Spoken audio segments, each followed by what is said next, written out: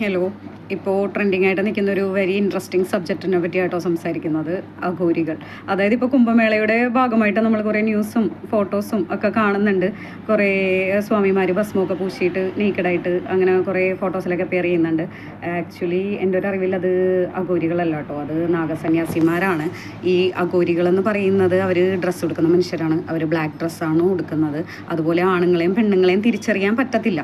അവർ ഭയങ്കര ലേഡീസൊക്കെ, നമുക്കിപ്പോൾ ലേഡീസിനെയൊക്കെ കാണുമ്പോൾ ഹെയർ കൊണ്ടല്ലേ തിരിച്ചറിയുന്നത്. അവിടെ ആണുങ്ങളും പെണ്ണുങ്ങളും ഒക്കെ ഒരുപോലെ ഹെയർ വളർത്തുകയും അതുപോലെ എല്ലാവരെയും ഫിസിക്കൽ ബോഡി ഭയങ്കര ഫിറ്റായിരിക്കും എന്നാണ് പറയുക, ലേഡീസിൻ്റെ ആണെങ്കിലും. അപ്പോൾ നമ്മൾക്ക് അവരെ പെട്ടെന്നൊന്നും അങ്ങനെ ആണാണോ പെണ്ണാണോ എന്ന് നമുക്ക് തിരിച്ചറിയാൻ പറ്റത്തില്ല. അതുപോലെ അവർ ഡെഡ് ബോഡി ഒന്നും കഴിക്കത്തില്ല. ഡെഡ് ബോഡിയൊക്കെ അവർ കൊണ്ടുപോകും.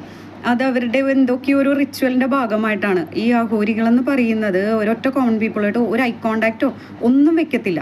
അവർ അവരിലേക്ക് മാത്രം ഒതുങ്ങി അവരുടെ ഒറ്റ ലക്ഷ്യം ഈ കോസ്മിക് എനർജിയായിട്ട് കണക്ട് ചെയ്യുക, മോക്ഷത്തിൽ എത്തിച്ചേരുക എന്നുള്ളത് മാത്രമാണ് അവരുടെ ആകെ ഒരു ലൈഫ് ടൈം ലക്ഷ്യം എന്ന് പറയുന്നത്. അത്രയും അവരിലേക്ക് ഒരു ലോകത്തേക്ക് ലയിച്ച് അവരുടെ ആ റിച്വൽസും കാര്യങ്ങളും മാത്രമായിട്ട് ആ ഒരു ദൈവത്തിലേക്ക് എത്തിച്ചേരുക, അത്രയും വൈരാഗ്യ ബുദ്ധിയോടുകൂടി അവർ അതിലേക്ക് എത്തിച്ചേരാൻ ശ്രമിക്കുന്നവരാണ്. ഈ വൈരാഗ്യം എന്നുള്ള വാക്കിൻ്റെ അർത്ഥം ഡെഡിക്കേഷൻ എന്നാണ്. അവർ ഭയങ്കരമായിട്ട് ആ ഒരു ദൈവത്തിലേക്ക് എത്തിച്ചേരാൻ ഡെഡിക്കേറ്റഡ് ആയിട്ട് ജീവിക്കുന്നവരാണ് അഘോരികൾ എന്നാണ് എൻ്റെ ഒരു അറിവ്.